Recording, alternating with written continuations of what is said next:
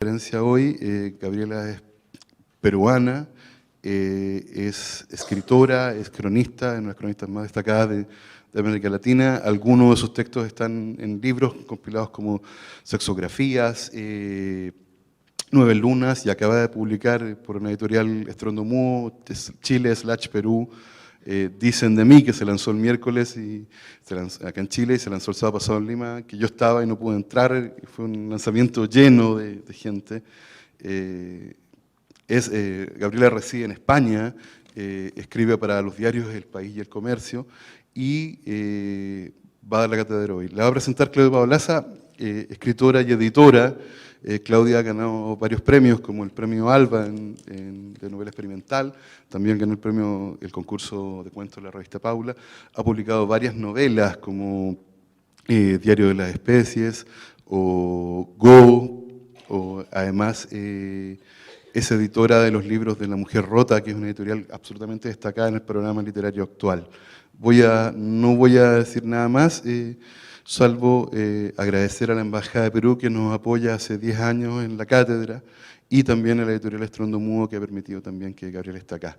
Dejo con ustedes a Claudia. Para mí es un honor presentar a Claudia y a Gabriela.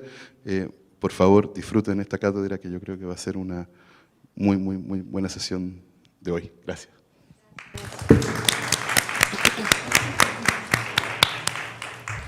Con este ya. Bueno, primero agradecer a la universidad y a la cátedra ODP por haberme invitado a presentar a Gabriela. Y yo preparé un pequeño texto de introducción tanto al trabajo de Gabriela como a cómo la conocí, desde cuándo la conozco y qué cosas me despierta Gabriela tanto como escritora como mujer. El texto se llama Gabriela.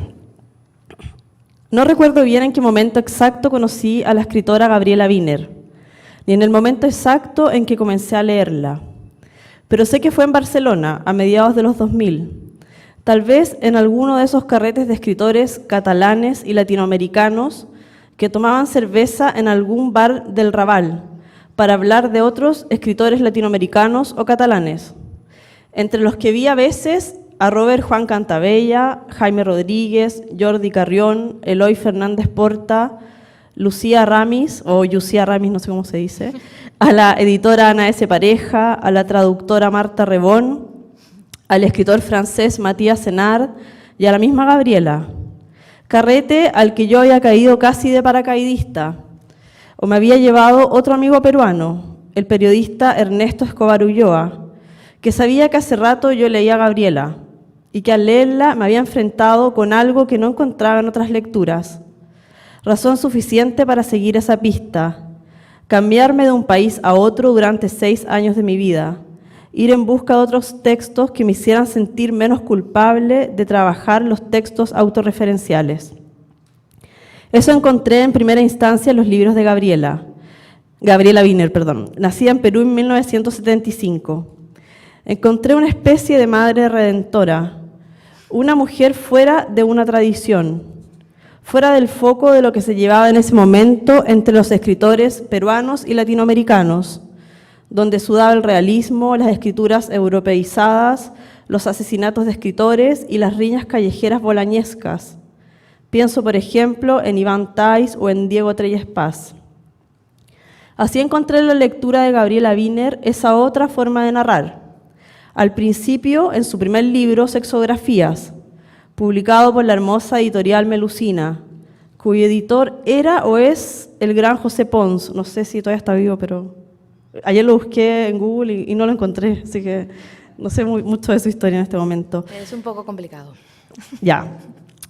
Y también en su libro Nueve Lunas, publicado años más tarde, libro que me llegó en PDF desde algún email que traficaba publicaciones.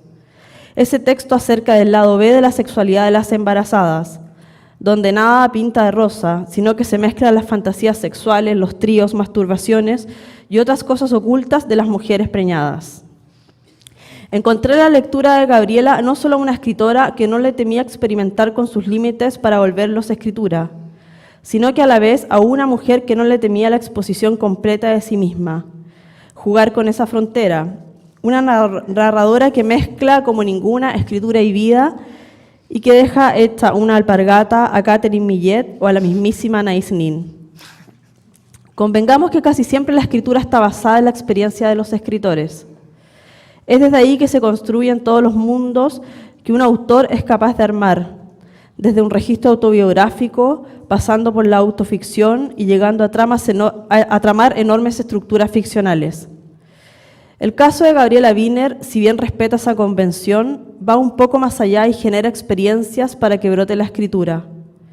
No le basta con vivir el cotidiano y plasmarlo, sino que pareciera que tuviera que inventarse otros mundos o espacios límites para generar la escritura. Así como los Beats lo hicieron con las drogas o Bukowski con el alcohol, Gabriela lo hace con su cuerpo y con el sexo, donde busca generar experiencias radicales que la lleven a escribir acerca de lo experimentado. Sexo a través de una webcam, club swingers, hacerse una cuenta en Guapa o el Tinder para lesbianas, sexo vía Skype, orgías, tríos fantásticos. En el libro Dicen de mí, su último libro publicado por Strondomundo recientemente y presentado el pasado miércoles, ya no lleva el límite del cuerpo físico, sino que se vuelca a indagar en los límites e intimidades de personas cercanas, inmiscuyéndose en el sentir y pensar acerca de lo que piensan de ella misma, entrevistando así a su madre, a su padre, a su hija, a su psicóloga, a los mejores amigos, entre otros, y forjando preguntas incómodas a todos los que la rodean. En este libro, Gabriela le pregunta a él si su madre, ¿siempre tienes miedo de que me pase algo horrible? Y su madre le dice lo siguiente, y es tal vez un párrafo que resume muy bien la escritura de Gabriela. Comillas, temo por ti porque te pones al borde de todo, y no puedo decir que yo misma no haya sido temeraria alguna vez, pero tú lo has hecho tu modo de vivir, y siempre está el riesgo de caer al precipicio. Cierro comillas. Cuando uno lee a Gabriela, uno también se vuelve un poco madre de ella en estas lecturas. Yo temo por Gabriela, tal como él sí. Yo también quiero protegerla, decirle basta, pero también aflora en mí ese lector voyeur que quiero que Gabriela vaya más allá y arriesgue un poco más esas fronteras. A diferencia, por ejemplo, de lo que le pide el escritor Jordi Carrión, que es también una especie de madre para Gabriela, y que le dice que debería dejarse de experimentos y dejarse de hablar de sí misma para escribir de una vez una gran novela. Por otro lado, leer a Gabriela no es solo leerla en sus libros, también y sobre todo es leerla en los periódicos y revistas en las que colabora. En El País, por ejemplo, Etiqueta Negra, La República y otros. Me imagino que los libros para ella son tan importantes como estas otras extensiones de sí. Es una autora prolífica y creo que en eso también radica su proyecto, en esa escritura cotidiana, necesaria, urgente. Para mí los temas de Gabriela son primero su familia, su madre, su hija y por sobre todo su marido Jaime, el gran objeto de su escritura, tal como ella dice en un momento del libro al referirse a Jaime. Abro comillas, Jaime sabe quién soy, mi vida es nuestra vida. Cierro comillas.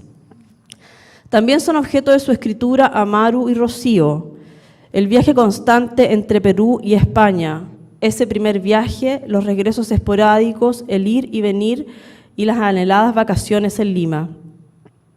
En estos últimos años he visto, desde las redes sociales, porque ya no vivo en España y casi nunca veo a Gabriela, que Gabriela ha ido mutando su propuesta feminista en activismo puro. Ya no batalla solo desde el texto, sino que ahora, y desde que está con Rocío, ha incluido en su trabajo esta otra forma de lucha.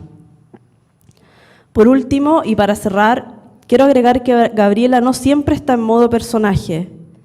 Encontrarse con ella también es desestimar sus teorías.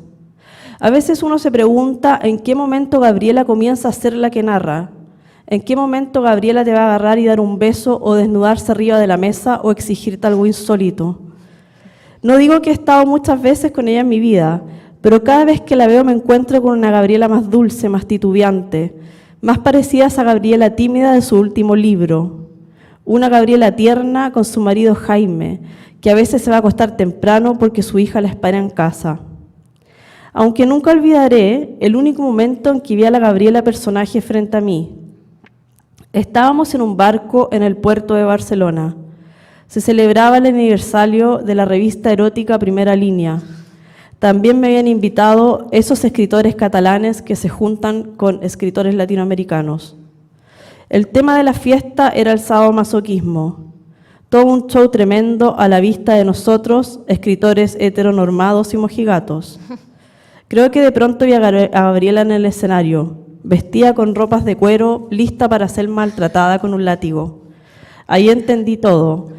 Desde ahí y hasta ahora y para siempre le creo a Gabriela.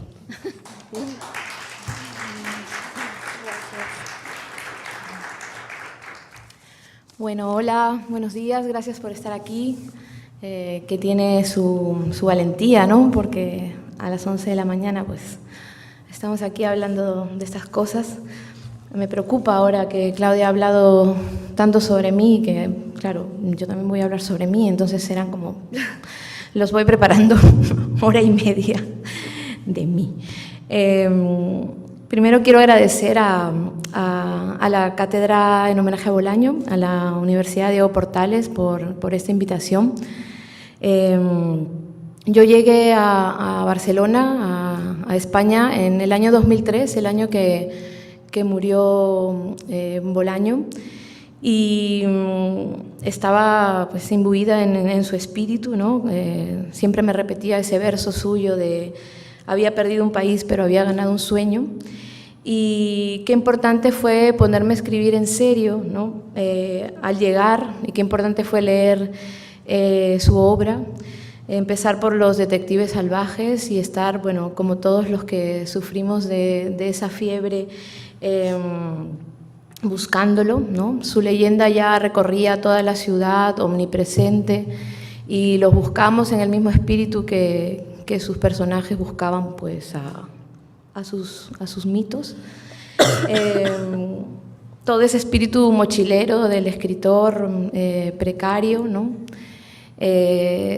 Digamos, fue el origen de todo lo que he escrito después, aunque nuestras literaturas no tengan todo ni demasiado que ver. Pero bueno, qué boom ni qué boom, yo estaba en eso, persiguiendo esa estela que había dejado el escritor que da nombre a esta cátedra. Siempre había tenido ganas de venir y aquí estoy. Muchas gracias también a la Embajada de mi país por haber ayudado a que viniera, y a mi editorial Estruendo Mudo, por supuesto.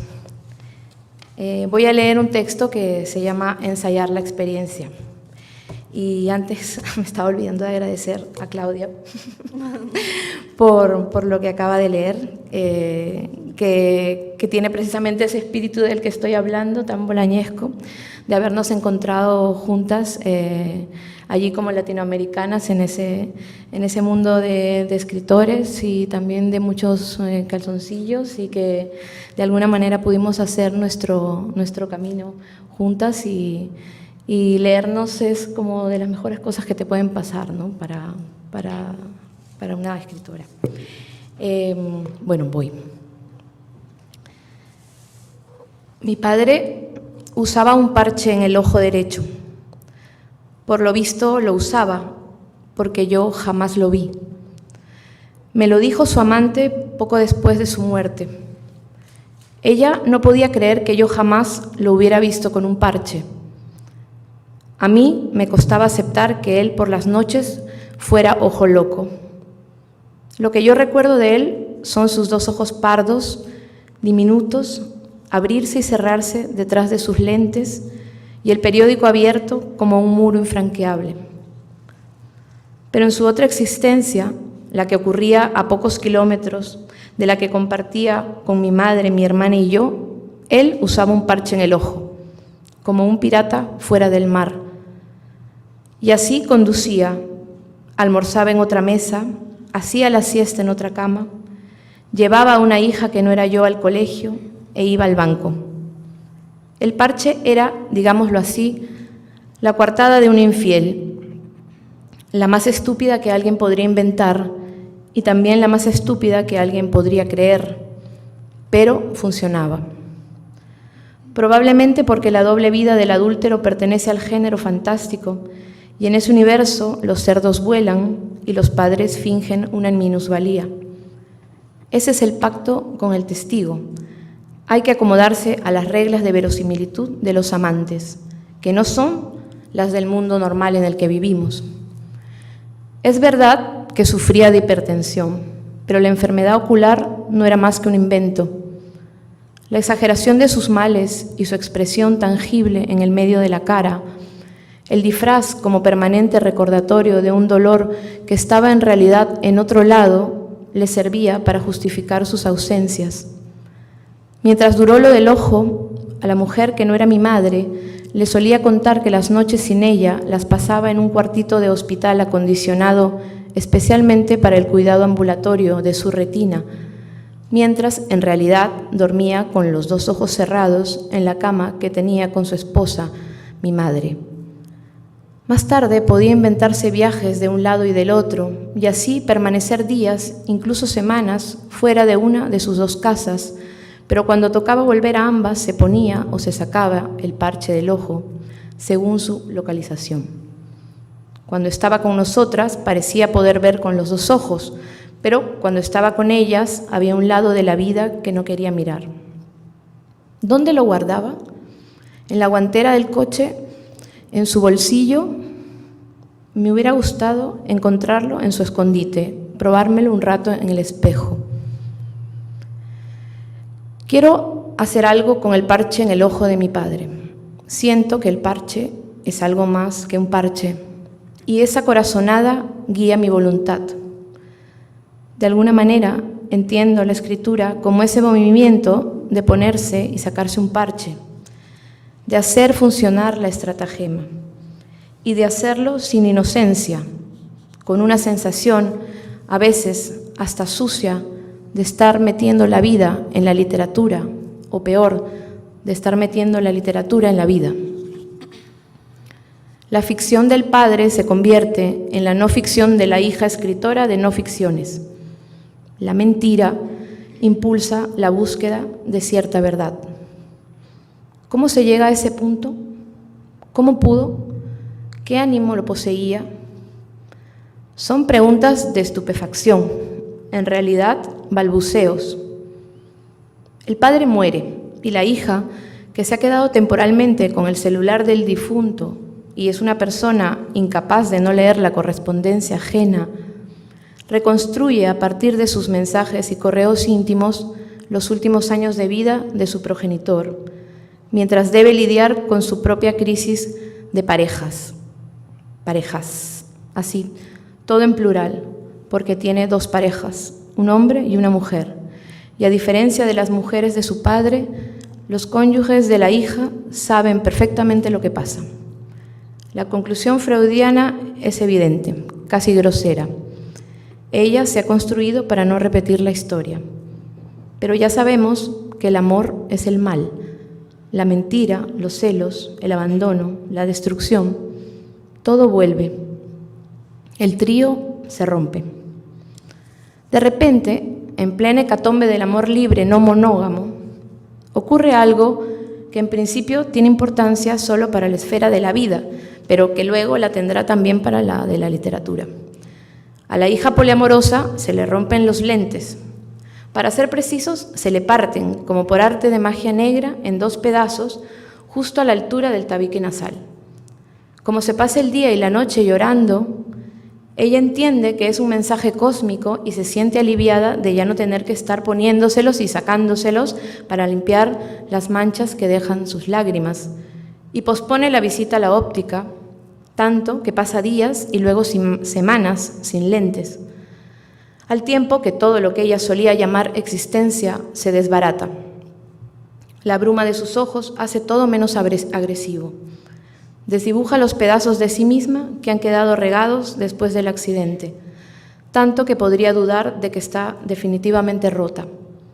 O podría pensar que también en este caso, como para ir a la óptica, se trata de encontrar las fuerzas suficientes. Esa es la razón de que recuerde esos días como especialmente borrosos, y que esa media voluntad de ceguera, ese no querer ver del todo, sea para la escritora como ponerse unos parches invisibles en los ojos, al menos en uno, una especie de herencia paterna, otra manera de completar el círculo, pero también, a fin de cuentas, de romper un linaje, porque después de escuchar sobre la terapia gestal y las constelaciones familiares, de oír sobre su error de hacer la revolución solo hacia afuera y no hacia adentro, después que le dijeran que era ella la que tenía que hacer el trabajo duro y que le machacaran lo del yoga, lo de escribir una novela, lo de cuidarse, lo del spa y la limpieza de cutis, lo de pensar en sí misma, lo de bajar de peso, lo de tirar solo mejor con hombres, lo de meterse 2 gramos en una noche, lo de dejar a su marido, lo de alejarse de las niñitas de clase media aspirantes a ocupas que no han vivido nada de verdad, lo de dejar de mirarle el celular, lo de gestionar los celos, lo de matar al patriarca que todos tenemos dentro y escuchar finalmente el único buen consejo, tomar clonazepam. Un día por fin logra salir reptando de su cueva de dolor y se encarga lentes nuevos. Ya puede al menos ver sus manos y un poco más allá de sus manos. Llega entonces el momento en que la escritora comprueba que algo subyace al cruce de asuntos amorosos y problemas ópticos de esta historia. Un símbolo, una orilla a la que llegar. Y entonces cree entender lo que le dijo un día a su amigo el documentalista. La realidad nunca te traiciona. Cuando menos lo esperas, te hace un regalo. Cuando lo decía, él estaba pensando en esa tarde en la selva del Perú, tras largas horas de mustia espera con el ojo fijo en el lente, una luz que podría calificarse de celestial bañó la escena en que Amelia, una chamana chipiva, cruzaba a remo la laguna de Yarinacocha, cantando unos preciosos ícaros. Las nubes se reflejaban en el agua y ya no sabías si navegaba o volaba. Yo estaba pensando en el parche en el ojo de mi padre y en escribirlo. Hay quienes buscan ese regalo de verdad y extraña belleza en las cosas, eso sin nombre que la poesía intuye, eso que es más que un poema, aunque no se me ocurre nada que sea mejor que un gran poema. Quizás solo una gran pregunta, un intento de comprender algo que parece importante, un hallazgo que da un sentido. Gaitalese decía que el trabajo de un escritor, Gaitalese, este escritor y periodista, cronista norteamericano, que de hecho superó a Tom Wolfe en las nuevas generaciones, lo leen mucho más, que el trabajo de un escritor de no ficción es dar cuenta de la corriente ficcional que corre en los túneles subterráneos de lo real. Es trabajo para los místicos de la realidad. Gente que piensa que mientras escribe, gente que escribe para pensar, gente que se pregunta cosas, gente que ensaya la experiencia, gente que está empeñada en ampliar los límites de lo que entendemos como real, atrapar aquella corriente haciendo alguna variante de la inmersión literaria, de la apnea, y traerlo a la superficie para desentrañar su cara más misteriosa y desconocida. Así como hay escritores que buscan la verdad a través de la ficción, esa verdad de las mentiras, hay otros que buscan como virutas de chocolate en una torta, los tropezones de ficción que se escabullen en la realidad. Toda la literatura en realidad busca eso, ampliar esos márgenes de lo conocible. Voy a contarles algo que seguro imaginan. Borges no fue mi tótem, ¿no? Yo quise ser Anaïs Nin y o Henry Miller y hacer tríos con Jung, estar on the road con Kerouac, una carretera llena de paradas y en cada parada una historia. Morir en París con aguacero, un día del cual me esforzaba por tener ya el recuerdo. Enamorarme de alguien más joven que yo y volver a los 17 después de vivir un siglo como Violeta. Viajar al Amazonas como Ginsberg a buscar la planta visionaria que me haría comprenderlo todo. Quise que las prostitutas fueran mis mejores amigas como lo eran de Bukowski y vivir en buhardillas europeas con poetas locos como Carmen Ollé. Quise ser parte de la caravana de motos de Hunter S. Thompson y los otros. Quise que Paul B. Preciado fuera mi dealer de testosterona. Escribir poemas sobre mi útero vacío como Blanca Varela y sobre todo meter la cabeza en el horno porque, aunque estuviera muy lejos de meterla realmente como Platt. Porque todo esto que podía vivirse también podía escribirse y siempre quise ser Pedro Lemebel o su muchachito peruano del Jirón de la Unión. Yo volví a nacer el día en que vi las fotos de Ana Mendieta desnuda con un pollo decapitado y sangrante entre las piernas y soñé con revolcarme soñé con revolcarme en la famosa cama llena de mierda y semen de Tracy Emin y quise abandonar a mi marido en la muralla china como Marina Abramovic y encontrar al ser en una cucaracha como Clarice Lispector, mirarla fijamente a los ojos como GH, vivir en Barcelona como Roberto Bolaño y convertirme en detective salvaje de mi propio Velano. A todas ellas quise emularlas en ese anhelo de friccionar vida y escritura. La verdad es que me esforcé mucho e hice aproximadamente la mitad de las cosas que hicieron mis ídolos, no lo niego. A muchos los quise y un día los olvidé. Me quedé con algunos de sus actos exhibicionistas, de sus escritos performáticos, de sus poses de agentes encubiertos, de sus horizontes gonzos, de sus cuerpos kamikazes, de su potencia crítica política, para luego hacer algo después. También quise, sin saberlo o sabiéndolo mucho después, ser como Nellie Bly, el seudónimo de Elizabeth Jane Cochran, la primera periodista infiltrada, una periodista gonzo en pleno siglo XIX, que tenía un terrible olfato para los asuntos que podían convertirla en la protagonista absoluta de la historia periodística y que demandaban muchas veces un alto grado de osadía y riesgo. Hay en ella cierta perspicacia que algunos calificarían de femenina y una quizá falsa inocencia, una voz muy distinta a las de los expertos, por momentos candorosa y fresca, lo que lleva a esa pobre gente a confiar en ella un arma, como la sonrisa de Kapuscinski. Solía decir Bly, para triunfar se necesitan dos cosas. La primera es conocerse a uno mismo, la segunda impedir que el mundo te conozca. En esta poética del disfraz, la periodista gonzo bordeaba incesantemente sus límites, husmeaba en el mundo, pero también en su propia curiosidad.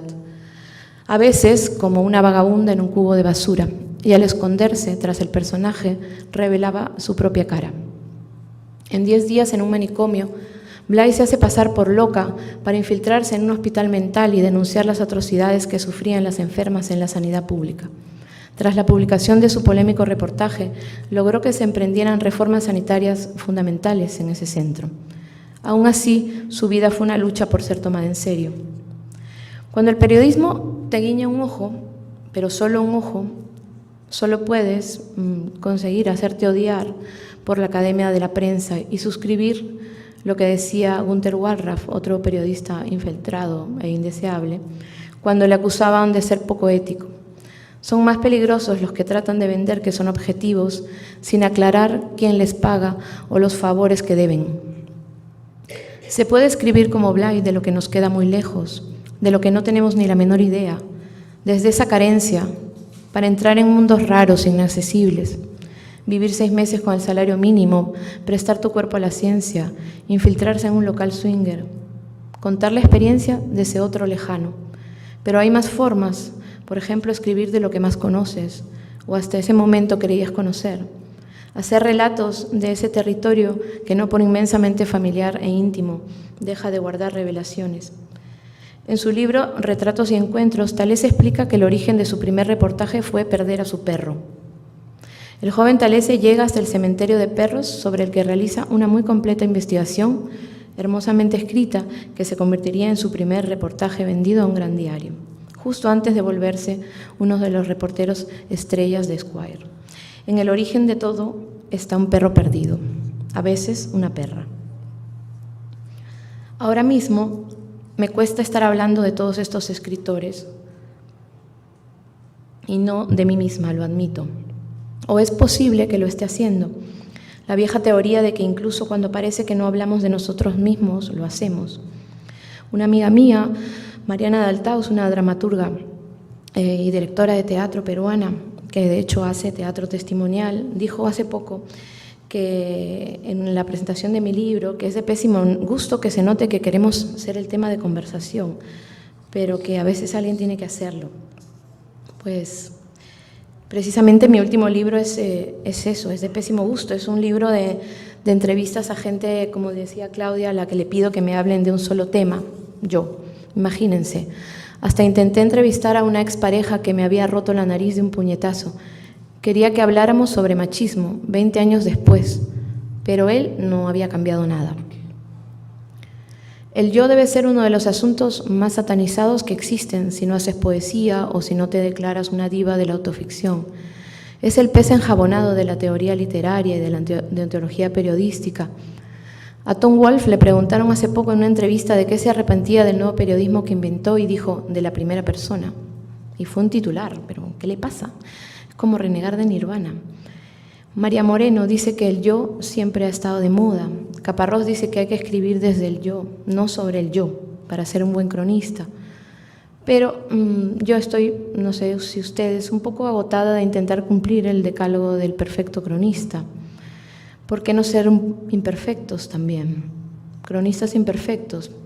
A veces escribimos desde el yo, a veces escribimos sobre el yo, a veces escribimos también contra el yo. El yo camina por la cuerda floja, entre lo irresistible y lo completamente insoportable. Pero hay muchas primeras personas, no todas son estúpidas o inoportunas. Esa subjetividad radical pone a quien escribe a lidiar cada día con eso tan aparatoso llamado verdad. Y dice un señor llamado Philippe Lopate, que escribió un retrato de su cuerpo en el que habla largamente de su pene corto, también con el autoengaño. Por eso me gustan los textos que incluyen la sospecha sobre el propio texto, el lado B. Me gusta saber cuál ha sido el método que ha usado el narrador para contar los hechos. Me interesa el detrás de cámaras, incluso más que la historia en sí. Una vez asistí como cronista infiltrada a algo que se hacía llamar Taller Vivencial de tu propia muerte, en Barcelona. He ahí a lo que me refiero con ensayar las experiencias. El objetivo era ensayar la muerte. ¿Se puede ensayar la propia muerte? Lo fácil era burlarse de los talleres New Age con mi tonito irónico de siempre, pero mientras iba dándome cuenta de que la gente estaba ahí por motivos muy serios, me decidí a hacer una inmersión total. Por eso incluí en el texto mi diario personal del taller para contar mis propias experiencias, mis miedos más profundos y compartir con los demás, que se abrían de dolor, la reflexión sobre el duelo. Terminé escribiendo un ensayo sobre nuestra mortalidad. Me fui a vivirlo, o mejor dicho, me fui a morir. A través de una técnica de respiración, experimentamos una catarsis emocional que, aunque no nos mató, funcionó como simulacro. Acepté la muerte como una experiencia más de la vida. Me entregué. Morí o me imaginé mi muerte y me reconcilié con ella. Recuerdo haber salido empoderada de ahí y animarme a dar sola un paseo por el bosque, sintiéndome libre, pero me entró un miedo pavoroso de que saliera un animal de la oscuridad. Me fui corriendo. No había aprendido nada. O quizás sí. Hace un par de años, aprovechando la reedición de uno de mis libros, decidí hacerle una enmienda. Me dediqué a escribir unas minuciosas notas a pie de página. En ellas contaba todo lo que no me había atrevido a contar en los textos originales, lo que había omitido por seguir las reglas del canon periodístico o para no perder a mi marido, más o menos. Muy poca gente me ha comentado esas notas, que son para mí como el momento de sacarse el tanga en un striptease. Será porque la gente nunca lee las notas a pie de página. Juro que estoy intentando que esta conferencia no sea sobre mí, pero no lo estoy consiguiendo. Mis libros son confesionales, están llenos de destapes íntimos, de trascendidos incómodos. Me exponen, muchas veces me entrego a la vergüenza propia. Quiero leerles una cosa para que sepan de qué estoy hablando y verán cómo me arde la cara de pudor. Es un trozo de un texto que escribí sobre sentirme fea. Nadie podrá despreciarme mejor que yo. Esa es mi conquista. La voz interior es siempre un recuento de catástrofes y barroquismos. Mis dientes torcidos, mis rodillas negras, mis brazos gordos, mis pechos caídos, mis ojos pequeños clavados en 2 bolsas de ojeras negras, mi nariz brillante y granulenta, mis pelos negros de bruja, mis gafas, mi incipiente joroba y mi incipiente papada, mis cicatrices, mis axilas peludas y abultadas, mi piel manchada, pecosa y lunareja, mis pequeñas manos negras con las uñas carcomidas, mi falta de cintura y curvas traseras, mi culo plano, mis 5 kilos de sobrepeso, los pelos hirsutos de mi pubis, el pelo de mi ano, los pezones grandes y marrones, mi abdomen descolgado y estriado, el tono de mi voz, mi aliento, el olor de mi vagina, mi sangre, mi fetidez, y aún me falta hacerme vieja y descomponerme. En una época me dibujaba Construía collages con fotografías recortadas, unía partes de mi imperfecto cuerpo con recortes de cuerpos de modelos increíbles. Era uno de mis autorretratos. Tengo un rubí en el pezón y mi cuerpo es el de una heroína de cómic erótico de los 70. Soy una muñeca recortable y tricéfala a la que le he cortado el cuerpo y le he dejado los vestidos. Todos los acomplejados somos unos formalistas. Nietzsche lo dijo así: el hombre se mira en el espejo de las cosas, considera bello todo lo que le devuelve su imagen. Lo feo se entiende como señal y síntoma de degeneración. Por lo general se da por descontado que en el mundo hay feos, pero las personas no se imaginan que pueden estar en ese grupo. En el peor de los casos, es cuestión de gustos o de puntos de vista, o la belleza es subjetiva, o depende de la época o de lo que entiende la cultura occidental. Nadie quiere ser simpático. Ninguna mujer quiere ser solo agradable. Hay pocas cosas tan en desuso como la belleza interior. Algunas veces me he aplicado al ejercicio de juzgar estéticamente a otros como una gran entendida. Todos sabemos que para la gente realmente hermosa este no es un tema de conversación. Los guapos de verdad ni se dan cuenta de lo guapos que son, pero para la gente fea tampoco. Para ellos no es un tema, es el único tema. De hecho, alguien que no habla del físico de los demás, aunque no sea una persona guapa, solo por la abstención ya puede considerarse un poco guapa. En cambio, a alguien regular e incluso a alguien semiguapo le afea bastante hablar de la belleza o la fealdad de los otros. ¿Estoy loca? Creo que poca gente se siente atraída por mí a primera vista, tanto que cuando ocurre me sorprende, y esto puede ser muy molesto en un mundo donde casi la mitad de la población tiene una anécdota acerca de un amor fulminante. Y claro, cuando me conocen, sí, ven mis cualidades, también físicas, como mis pechos grandes, mi cabellera negra y brillante, mi boca pequeña y dibujada con ese punto de exotismo e indefensión, sobre todo desnuda, parezco una nativa amazónica recién capturada. Eso da morbo, morbo colonial, sí, eso dicen mis amantes o mis amigos, que a veces son genios feos. Considero que si mis amantes o mis amigos son feos, también es un problema mío, me afean más. Me pasa lo mismo con lo que escribo siempre me afea. No hablaré aquí del odio que le tengo a las escritoras que además de escribir bien son portentos femeninos. Tengo a una enterrada en mi jardín. La belleza mata. El texto es sobre sentirme fea, ahí acabo, pero también sobre el dolor de no poder encajar en los patrones de belleza normativa, femenina, que nos imponen. Hay textos que son egocéntricos, pero falsamente egocéntricos, al menos me gustaría que así fueran los míos. Quiero decir, son textos que hablan del yo, pero no solo hablan del yo. Normalmente la gente habla de otras cosas para hablar de sí mismas, pero hay quienes hablan de sí mismos para hablar de otras cosas, para conseguir que lo personal es político no sea una frase manoseada y hacer de nuestra experiencia individual un revulsivo colectivo e incluir al uno en el otro. Como Pedro Lemebel y su voz travestida, lírica, canalla, narrando los vericuetos de la identidad en una Latinoamérica todavía demasiado mojigata, confrontándola. Alan Pauls en un taller de masculinidad, preguntándose qué es ser hombre hoy, o Alma Guillermo Prieto buscando en sus memorias como joven profesora de danza en Cuba la explicación para el desencanto de la revolución. Cronistas de sí mismos, cronistas de todo lo demás. Algo que he pensado también mientras escribía esto es que es mejor saber cuanto antes qué tipo de escritor o escritora somos. Perdonen por el tono de autoayuda. Cuando escribo cuentos, por ejemplo, cuentos de ficción, lo he hecho muy puntualmente, me siento rígida, atascada, dejo de fluir, estoy demasiado preocupada por hacer literatura con letras de molde, mientras que escribiendo no ficción, testimonio, ensayo personal o crónica, el camino hacia lo que quiero decir parece más directo. ¿Le pasa a alguien aquí?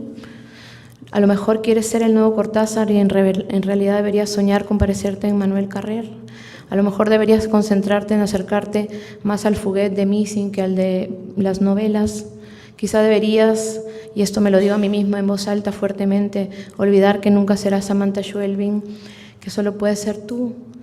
Quizá todos deberíamos querer ser Alejandro Zambra y punto. Un escritor me dijo que si un escritor no es capaz de traicionar de vez en cuando sus propias teorías sobre sí mismo, no es un escritor. Esto también va de traicionar.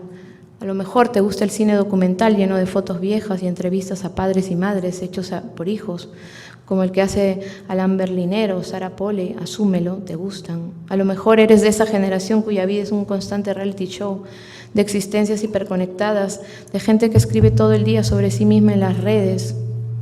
Mi primer blog data del 2004. Intento escribir lo que me gustaría leer. No escribo nada más, no cualquier subjetividad, no cualquier mirada interesa per se. El yo que me interesa es el que está buscando, pero también busca algo más allá de sí mismo. Es un proceso de autoconocimiento, pero también simplemente de conocimiento. Ver una subjetividad transformándose en un texto. Eso es lo que me gusta. Ver un individuo cambiando en un texto. Detectar los movimientos de su mente. Que me traiga de ella noticias nuevas. Que sus acciones me produzcan empatía o antipatía, pero algo, lo que sea, que esté vivo. Eso es para mí ensayar las experiencias. Hay preguntas que quedan resonando siempre que escribimos así. ¿Hasta dónde puedo llegar? ¿Cuánto puedo exponerme? ¿Voy a perjudicar a gente en el camino? ¿Cómo me libro de la autocomplacencia, de mis propios sentimientos de superioridad? ¿Puedo intervenir en la acción sin cambiar del todo el rumbo de una historia? ¿Esta es la mejor manera de contar algo? ¿Servirá lo personal para explicar una realidad compartida? Solo en los textos bien escritos están las respuestas. Voy a poner un ejemplo final de parche en un ojo. Una mañana, en plena crisis matrimonial, recibo el mail de Milton, mi psicólogo de la época en que me metí a drogas. Quiere felicitarme por mis logros, por haber sido una yonki y ahora salir en los periódicos. Entonces, desempolvo el cuaderno que llevé durante la terapia. Milton me mandaba escribir cada día en ese cuaderno una frase positiva sobre mí misma para que olvidara la marihuana. Este cuaderno es otro parche en el ojo. Es el Aleph del ensayista personal. El hallazgo vivo que va a explicar poéticamente unas cuantas cosas. Leo ese cuaderno ahora que mi amor propio es mi punching ball. Ahora que mi mujer me ha dejado en pleno posparto porque le gusta otra tipa. Una especie de amiga mía a la que envía stickers de unicornios. Lo sé porque tengo su clave de Facebook y he seguido su traición en directo como por periscope. La he visto escribir y simultáneamente borrar los mensajes que no son para mí. Mensajes sobre darle a probar la leche de su teta con sabor a canela. Me ha dejado porque me muero de celos y no soy a la altura de las teorías poliamorosas. Porque me ha dejado a mí y a nuestro marido. Leo el cuaderno de la terapia ahora que se ha ido de casa, de vuelta a su casa ocupa, porque si se queda un minuto más nos matamos o cocinamos al niño y nos lo comemos. Leo a un año de haber mandado a hacer la enorme cama del poliamor que ahora está vacía. A pocos meses de tener un parto emocionante en casa, de hacer el nido para nuestro hijo, el Mesías del amor libre, con cada palito que he traído con mi pico. Me leo ahora que ella se ha llevado a nuestro bebé, el que tuvo con mi marido y conmigo. Leo mi letra de lapicero azul novo, fea y nerviosa, casi de niña. Gabriela, tú vales. Gabriela, quiérete a ti misma. Gabriela, eres bella e inteligente. Lloro porque soy la celebridad del amor libre caída en desgracia. Y agrego una frase más. Gabriela, deja de llorar porque a tu novia le gusta otra. Escribir cuando ya no tengas nada con qué escribir. Como el Marqués de Sade. Escribir con tus propios excrementos. ¿Qué mueve a un escritor a escribir una historia? ¿Por qué sabe que debe perseguirla? ¿Por qué hay libros que nos emocionan y otros no? ¿Cómo hacer para que un argumento manido, una historia de amor o poliamor, una guerra, un golpe de Estado, se convierta en algo que emocione, que trascienda la anécdota individual y se abra al mundo? En el cierre de Anatomía de un instante, uno de los libros de no ficción de Javier Cercas, el narrador descubre que en realidad ha querido contar la historia del presidente Adolfo Suárez, quieto en su escaño mientras las balas le zumbaban en los oídos, aquel 23F en la intentona del golpe de Estado en España, para entender a su padre, el veterinario de granja ya fallecido, un suarista de corazón con el que se pasó la vida hablando de política. Por eso escribe. Es la conexión personal, emocional con el tema que tratamos, lo que desencadena la escritura, lo que hace trascendente en última instancia un texto. En el origen de todo está un perro perdido, un padre o un parche en el ojo. Gracias.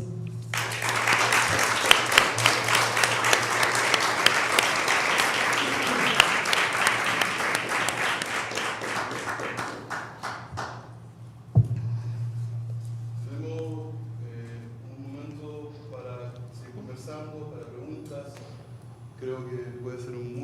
diálogo. ¿Quién quiere comenzarlo? Por favor.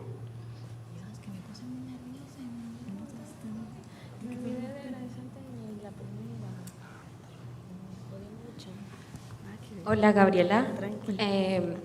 Ayer yo soy alumna de un diplomado de escritura creativa acá en la universidad y ayer tuvimos la dicha de compartir con César Aira. Hace poco César dio una entrevista acá a la revista El Sábado diciendo que como que no podía entender por qué el yo o la historia personal podía ser relevante, y quería preguntarte por qué es importante hablar de tu yo. Bueno, es que justamente escribí lo que acabo de leer porque siempre escucho estas cosas. Es normal que lo diga un escritor de ficción también. Para mí, como escritora de no ficción y que tiene una literatura autorreferencial, no sé, no tendría ninguna necesidad de justificarme, pero creo que he leído un texto que defiende ese narrar desde ese lugar, ¿no? Y para mí la importancia de esto, en tanto yo no soy una narradora fabuladora, sino alguien que ha trabajado sobre todo el testimonio y la crónica, creo que se puede escribir sobre uno mismo y ser completamente banal y ser, sí, no hacer ninguna literatura trascendente, pero para mí se consigue hacer una literatura del yo buena por las razones que he dado, precisamente si en esa narración de ti mismo también logras narrar a los demás, ¿no? Si es que tu experiencia logra esa identificación en el otro, si no es una experiencia solo individual, sino que también está hablando de los temas colectivos, ¿no? Para mí eso es una idea de que cuando funciona, yo no descartaría de plano, aunque lo dijera César Aira o quien sea, una escritura desde la subjetividad pura, si lo que está escrito está bien escrito y si el mundo de esa persona me interesa, si la mirada de esa persona me interesa, porque creo que se consigue esos espejos, ¿no? en la lectura, ¿no? Y a mí la verdad es que he tenido mucho feedback en ese sentido, ¿no? De gente que de repente en libros que son personalísimos encuentran identificación y contacto y vínculo, ¿no? Tampoco estamos para ayudar a nadie, ¿no? Pero si la escritura de verdad está viva, que eso es el tipo de textos que a mí me gusta leer, no importa si es desde el yo o si es del nosotros o desde cualquier punto de vista, se ha conseguido algo, ¿no? Es esa conexión. No descartaría ninguna literatura, ninguna, por solamente analizar desde dónde se escribe, ¿no? Sino más bien por el cómo lo ha hecho.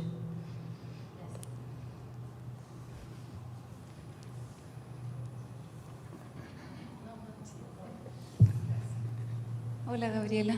Hola. Te quería preguntar cómo trabajas, cómo lo haces en el fondo para lidiar con los efectos y las consecuencias de contar tu vida, que es también la vida de los que te rodean, y me imagino que eso debe traer de repente dificultades que tienes que enfrentar también, que es parte de escribir desde el yo. Sí, sí, sí. Sí, desde luego es una parte importante porque si bien yo empecé escribiendo como sobre los otros, contaba que hacía este periodismo gonzo y me metía como en mundos, como Claudia también lo ha contado un poco, y con otra gente. Poco a poco fui cerrando el círculo y he empezado a escribir sobre todo de la gente que me rodea, de los espacios más íntimos, ¿no? El hogar, la familia, las relaciones, ¿no? Y es complicado, ¿no? Es complicado de hacer. No es un proyecto solitario tampoco, ¿no? Escribir sobre esta gente siempre necesita sentarse a la mesa y conversar de las cosas, ¿no?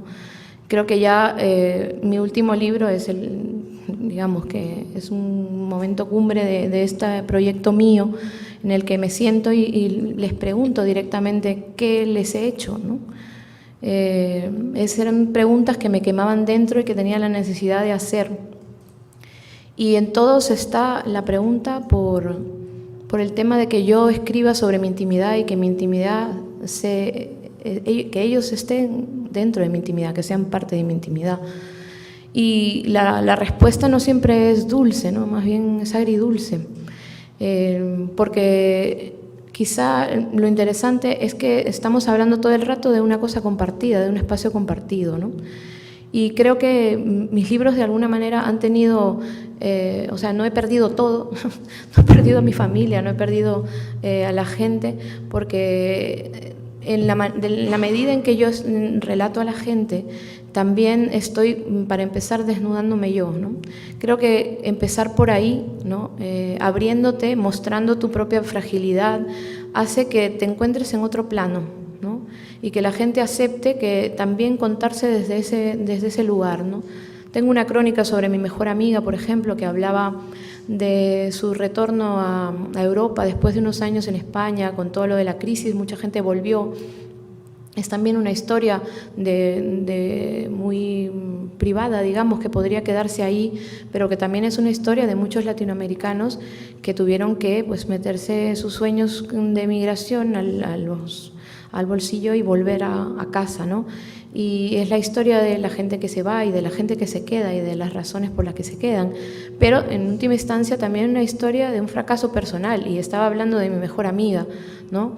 Y tuvimos que gestionar eso, ¿no? Esa crónica, de hecho, fue una historia escrita, fue un programa de radio, fue luego un cómic que continué, y siempre estaba con Micaela al lado hablando de esto, ¿no?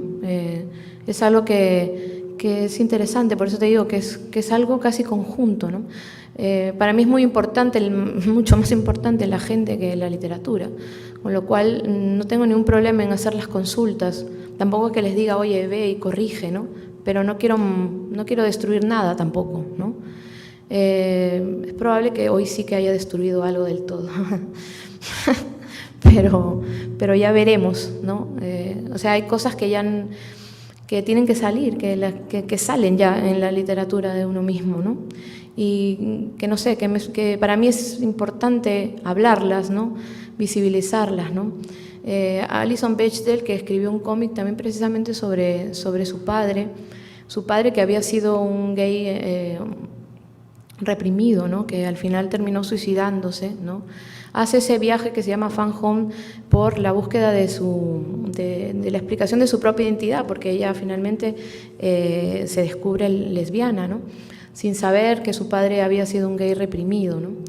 Y su madre se sintió muy, muy herida de que ella de repente sacara estas cosas privadas de la familia, ¿no? Pero enseguida ella hizo otro libro sobre la historia con su madre, ¿no? Y ya para esto, en el proceso, ¿no?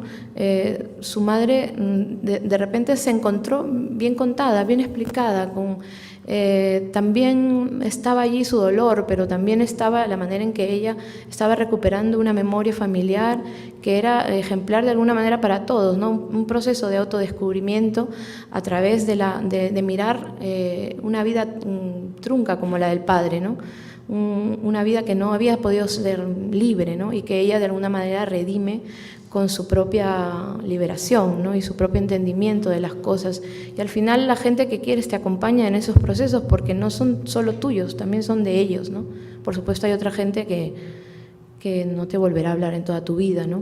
Pero ese es tu vida también, al final tu proyecto literario es tu vida y no puedes, no sé, siempre pienso como en los tíos estos que se quedaron cuidando a la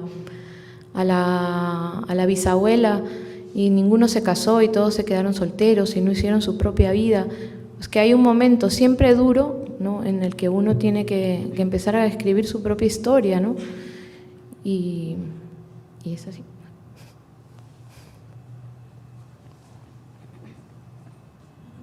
De hecho, esa era mi bisabuela. Perdóname, bisabuela. Bueno, yo quiero agradecerte, Gabriela, porque realmente el texto me parece muy, muy extraordinario, muy lleno. Gracias, Cecilia. Con muchos recodos que demandan una segunda lectura, la verdad. Gracias. Pero bueno, de todas formas, me interesa hacer comentarte un par de cosas para que ojalá puedas profundizar un poco. Desde luego estamos hablando, ¿no?, de la literatura testimonial y tú partes con un testigo, el testigo con un parche en el ojo, ¿no? Entonces, la primera, como una metáfora intensa, me parece, que bueno, pone como la pregunta sobre realmente hasta qué punto la experiencia es algo pasible, digamos, ¿no? Hasta qué punto la memoria no es sino a lo mejor nuestra gran ficción, finalmente, ¿no? Y la experiencia está construida de la memoria. Y hay otro elemento que apareció entre muchos, que es la traición, ¿no? Entonces, la traición es como esta transgresión que hay que hacer, no solo para escribir, entiendo lo que nos ha relatado, sino que también como para ser uno, que sin embargo está siempre con una máscara, ¿no? O sea, esa traición, en fin, eso me ha quedado, no sé si voy a dormir bien esta noche, me ha quedado porque me parecen cosas muy interesantes y que, claro, hay que rumiar, ¿verdad? Y a Claudia quería preguntarle o comentarle que tú hablaste de que Gabriela a la vez como cada vez más dulce, ¿no? Dulcificándose. ¿Se conocen? ¿Hace cuánto tiempo se conocen? Yo creo que como el 2000, 10 años. Sí, 10 años más o menos. 10 años. Sí. 10 años. Entonces, bueno, precisamente ayer César Aira comentó acá que a él le parecía que la experiencia era un pésimo elemento para el escritor, en el sentido de que a él la experiencia, en el fondo, lo único que había conseguido es perder libertad, que vivir no le había significado como enriquecerse para contar historias, sino que perder como cierta libertad. Entonces, bueno, esta cosa de la dulcificación de Gabriela, ¿en qué sentido y cómo, y si lo aprecias también en su escritura o no? Yo creo que, bueno, como decía en un principio, a mí se me confunde bastante como Gabriela personaje de sí misma. Siempre como que me sorprende, digamos. Está también como que siempre ella estuviera como jugando con ese límite de si es personaje de sus historias o no es.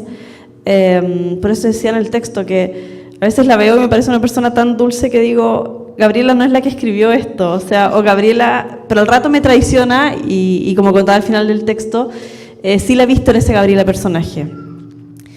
Ahora, el último libro me pareció más dulce, y las últimas veces que me encontraba con Gabriela también me pareció más dulce que al principio. Como que ella se hubiese ido como reconciliando, esto puede ser una ficción mía también, reconciliando con esa Gabriela rebelde. Yo la conozco a ella hace 10 años más o menos, y las dos últimas veces que me encontraba con ella, que fue en Lima, creo que hace 2 o 3 años atrás, en la Feria del Libro, y ahora en Santiago, me pareció una persona más sosegada, más tranquila. Y su último libro también, Dicen de mí, el que se publicó acá en Estruendo Mudo, porque la vi como titubeante de saber qué dice el otro de ella misma, como una niña que quiere como enterarse de lo que dicen de ella detrás de la puerta, digamos. Y ahí se ve como un poco más como la fractura de un sujeto, como la necesidad también como, no solamente de que, como también de que te abracen un poco, eso me da la sensación el libro. No tanto la Gabriela rupturista que se mete a los clubes de swinger y que chatea se mete a un chat de mujeres lesbianas y que después cuenta la experiencia, sino que como, ¿qué piensan de mí? Así como una pregunta más ingenua.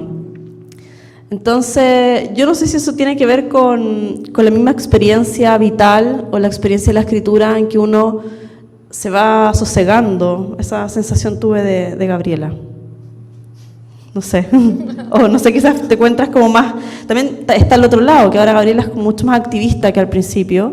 Eso es lo que he visto más o menos, como decía, en las redes sociales.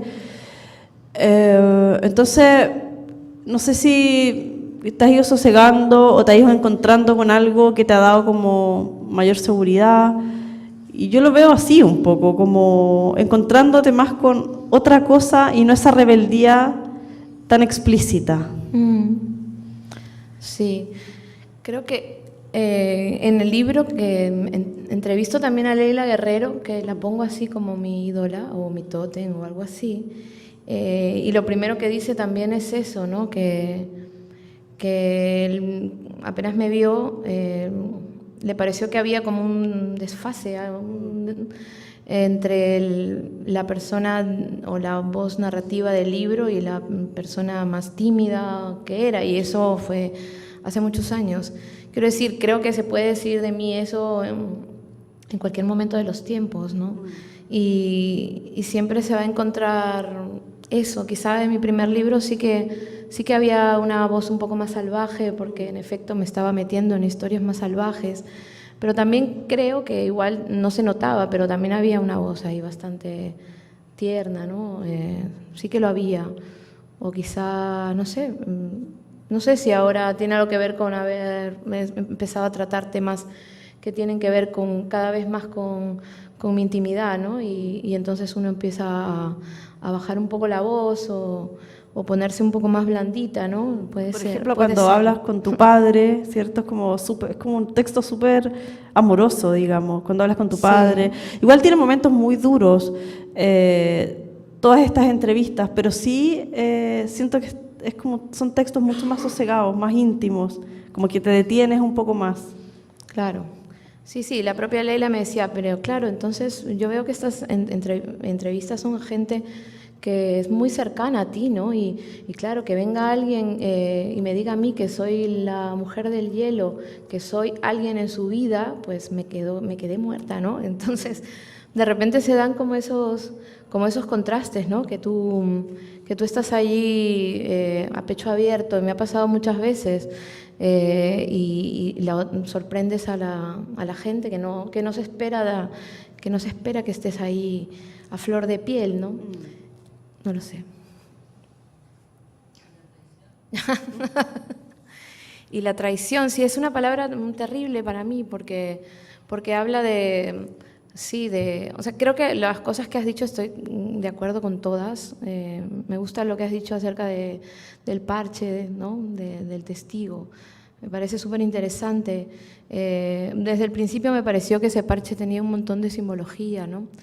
Y el tema de la traición, pues hace tiempo que como quise desterrar de mi vocabulario la traición o la infidelidad, pero ya ves, creo que el texto es precisamente la prueba de que muchas cosas teóricas en las que yo pues, creía a nivel de literatura, de relaciones de pareja, de amor, etcétera, al final en la práctica se convierten en otra cosa, ¿no? Que uno probablemente no está a la altura de eso, ¿no? Y entonces sí que hay traición aquí, sí que hay traición en lo literario, ¿no? En traicionar tu propio autor, tu propia voz, tu propio género, por el que te conocen, y también está aquí el tema de la traición amorosa, ¿no? De cómo hay de repente una lucha entre esa libertad individual, ¿no? y los cuidados que tienes que hacer de los demás, que finalmente es también el gran tema de lo que escribo, ¿no? Sí.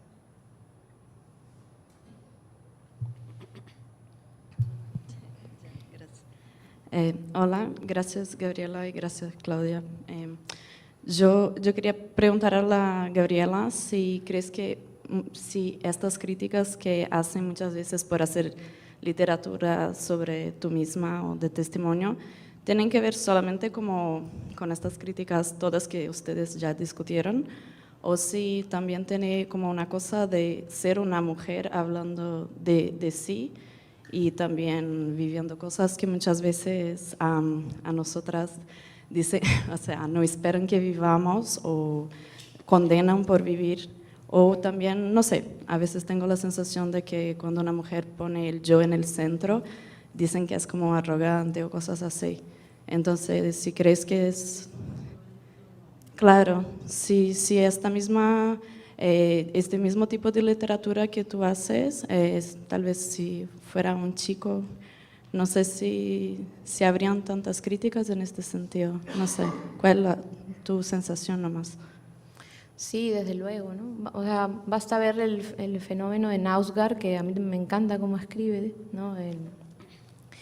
Pero es una vez más un hombre así colocándose en un lugar de su cotidianidad, hablando de su vida doméstica, de su identidad, de su condición de hombre, y ha sido un absoluto boom, y a nadie se le ocurriría decir que es literatura masculina o literatura de segunda categoría, ¿no? Pero una mujer, en cuanto es autorreferencial, y a mí me ha pasado con todos mis libros, inmediatamente el tema es otro, ¿no? El tema no es la literatura. Y inmediatamente la etiqueta de femenina te cae, ¿no? Muchas explicaciones sobre esto, pero a mí me ha pasado con mi libro, por ejemplo, de 9 lunas, mi libro sobre la maternidad, un tema completamente ninguneado para el canon literario, ¿no? Que recién empieza como a revalorarse precisamente porque las luchas feministas están ahora mismo en un apogeo total, ¿no? Y estamos diciendo, oye, léenos cómo escribimos de estos temas, ¿no? Y estamos diciendo por qué la maternidad no puede ser también un gran tema literario, ¿no? Como el amor o la guerra o la muerte, ¿no? No, esas eran cosas de mujeres, ¿no? Y en la práctica muchas veces me encontré con gente que me decía sobre hombres, ¿no? Chicos, que me decían que habían regalado mi libro pues a sus novias, a sus tías, a sus hermanas, ¿no? Jamás me decían que ellos los habían leído y les habían gustado, ¿no? Y siempre hay esta degradación de lo que hacemos, ya sea porque dijiste la palabra yo, o porque hablaste de tu cuerpo, y así te descartas, ¿no? La mitad de la literatura escrita por mujeres, ¿no? Si eres un hombre, tienes derecho a hablar de todo. Si eres mujer, oye, mejor encárgate de otros asuntos para que te tomen en serio. Y yo no he querido hacerlo, o sea, hago la única literatura que puedo hacer, ¿no? Y tal vez llega un momento de decir, bueno, pues yo no quiero pertenecer a ese canon, pues yo no quiero salir en ese suplemento literario, ¿no? Yo no quiero que ese crítico escriba sobre mí, ¿no? Prefiero estar en otros lados, ¿no? También, ¿no? No sé, creo que podemos construir también nuestro propio lugar, ¿no? de lucha y de expresión, ¿no? Y no estar todo el rato condicionados por lo que están diciendo los grandes tótems de la literatura, que casi siempre son señores, ¿no? Y solamente cuando un señor importante, escritor, habla de ti, finalmente ya te reconocen como escritora, ¿no? Yo me siento muy contenta con las lectoras que tengo, y no sé, me gusta que nos leamos entre nosotros también, si no quieren leerlos, pues ya. Gracias.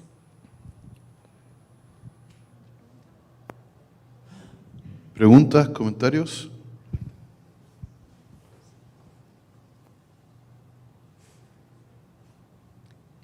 Hola, Gabriela. Hola. Te quería preguntar, ya así en perspectiva, ¿cuánto crees que, o sea, en una literatura, en una escritura testimonial, supongo, se vuelve muy adictivo que le pasen a uno muchas cosas, o quizás uno se vuelve imán de cosas? Entonces, ¿cuánto crees tú que quizás de lo exótico que quizás las personas pueden ver tu vida, o no sé si tú la ves así o no, pero cuánto crees que lo has empujado tú genuinamente, o cuánto crees que en el fondo ha sido como un impulso tuyo o llevado por la escritura? Como cuánto te ha moldeado a ti, en el fondo, la experiencia, el motor de querer escribir también acerca de eso. Sí, es una pregunta que siempre me hago, ¿no? Incluso, yo qué sé, todas mis últimas decisiones vitales, si en el fondo lo que me empuja es escribirlas, ¿no? Y a la gente que me rodea, claramente esto les parece horrible, ¿no? Porque ¿con quién estoy comprometida? ¿Con quién estoy casada? ¿De quién soy la madre? ¿No? De gente real o de gente que voy a incorporar en mis libros.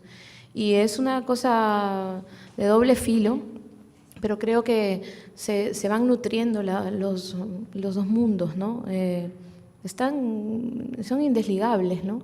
Y escribo para vivir, vivo para escribir, o sea, que siempre quedará la sospecha de eso, ¿no? Y ahora mismo, yo qué sé, las últimas cosas que he pensado es que también podría escribir de una existencia monótona. De hecho, cada vez la vida se va volviendo más tierna, menos salvaje, es lo normal, ¿no? Pero creo que también llega una escritura de ese tipo, ¿no? Quizá más contemplativa, quizá más reflexiva, ¿no? Y tal vez espero también tener una vida también ya más tranquila. En general la tengo, ¿eh? O sea, siempre hay esta especie de prejuicio yo no hago ficción, pero yo no soy solamente la Gabriela Wiener que aparece en Sexografías o en este último libro, soy varias, como todos ustedes, somos muchos mundos, somos muchos yos, ¿no? Y algunos de ellos pues son aburridos también y también hay que escribir sobre ese aburrimiento, si al final es lo interesante es qué haces con eso a nivel literario, ¿no? No sé, nuevas ideas sobre la vida, sobre las cosas. Si aparecen, genial. Si para eso tengo que vivir, pues no sé, ya me inventaré algo.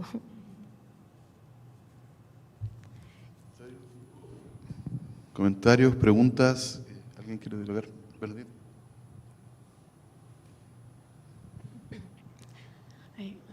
No me veo. Hola.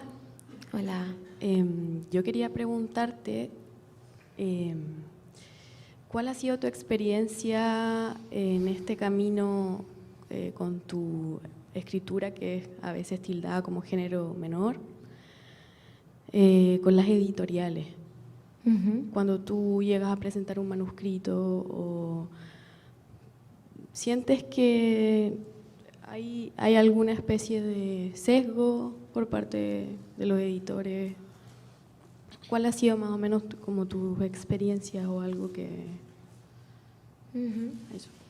De todo un poco, de todo un poco. Creo que, bueno, he pasado por editoriales grandes, por editoriales pequeñas, he aprendido cosas, ¿no? Como que hay libros para determinados que es mejor publicarlos, ¿no? En una editorial grande y luego no siempre te hacen caso, pero puede ser una idea para seguir adelante con esto, y otros libros para editoriales más independientes.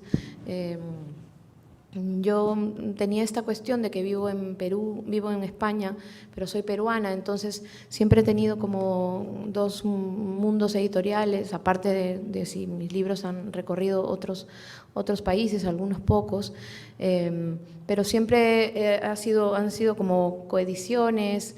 Es muy raro porque siempre salen con portadas diferentes en un lado, el otro, el mismo libro.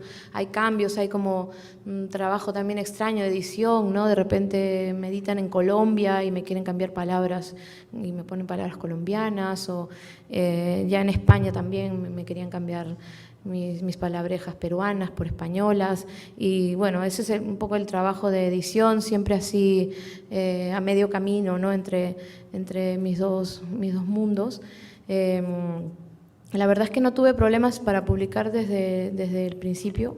Desde que me fui a España, en realidad España estaba rica, millonaria todavía, bueno, ya empezaba a acercarse la decadencia, pero había mucho dinero allí, estaba infladísimo todo el mundo del libro, como el mundo de la construcción, exactamente igual, y casi todo el mundo podía publicar. Llegué casi en el aeropuerto, me encargaron un libro.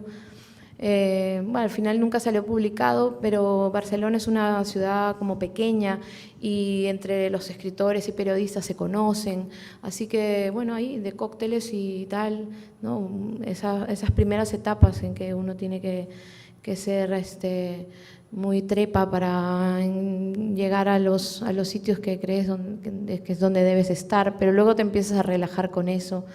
Y ya esperas que te busquen nada más, a veces te buscan, a veces no, Pero bueno, es un trabajo. Lo que he podido ver es que cada vez están creciendo más las editoriales en Latinoamérica. Lo hablábamos con Cecilia hace un momento, que ya no necesitamos ser validados por España ni por las editoriales españolas, ¿no? Y cada vez más tenemos un mercado propio y un mundo propio donde hacemos nuestras propias cosas, nuestras grandes ferias, y ya no es un valor en sí estar allí para publicar de ninguna manera. Hay ahora publicaciones coordinadas que se hacen a nivel continental, si hay proyección de bestsellers y tal. Tienes la posibilidad de publicar. Yo venía de un país donde para publicar te tenías que pagar tú mismo tu libro, ¿no?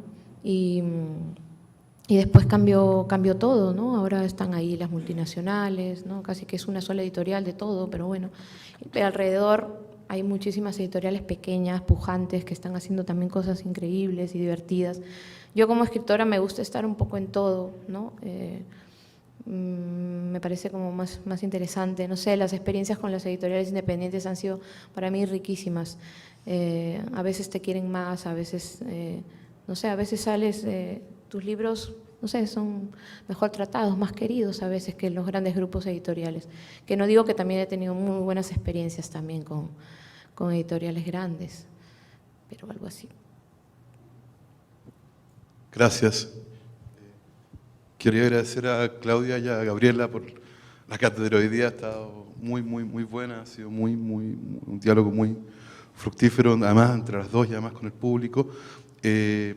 Dos cosas más. Quería agradecer también a la Embajada de Perú que nos ha ayudado, repito, 10 años en la cátedra, y a Estrondo Mudo, que también publica Gabriela. Están los libros de Gabriela afuera de la sala, por si quieren comprarlos, así que por favor háganlo. Y también quería agradecerles a ustedes, al público, por estar acá en este viernes helado. Y eso, un aplauso, por favor, para Claudia y Gabriela.